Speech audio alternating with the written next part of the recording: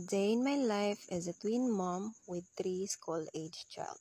This is Hamero and Oaklarth mini vlog.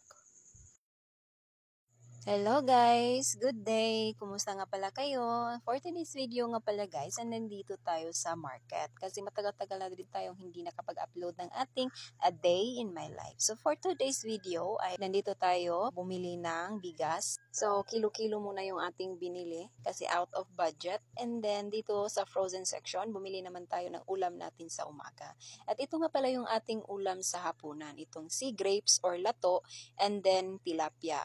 Tilapia is paborito ng aking partner. Kaya ito yung ating naisipang bilhin. At nakita naman natin dyan guys na medyo gabi na. Kaya pagdating natin sa bahay ay dumiretso na tayong tinilinisan natin yung bigas para makapagsaing na tayo. And then pagkatapos ay sinunod naman natin itong ating lato. Nilinisan na din natin siya para tanggalin yung mga gamot-gamot niya sa kanyang parts. And lato is my favorite. Kaya yung nagsasabi, kaya ako nagkag-waiter kasi hindi ako kumakain ng mga seafoods.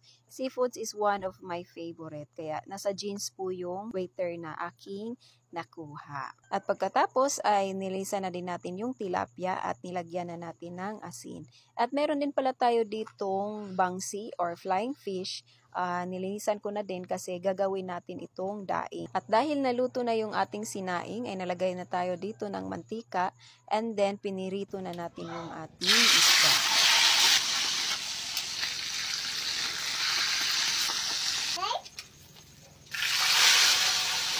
At pagkatapos ay naglinis na din tayo dito sa ating lababo. At then pagkatapos ay gumawa na tayo ng ating sausawan. Kaya ito na yung ating piniritong tilapia na luto na. At yun lang, mga unta ninyo.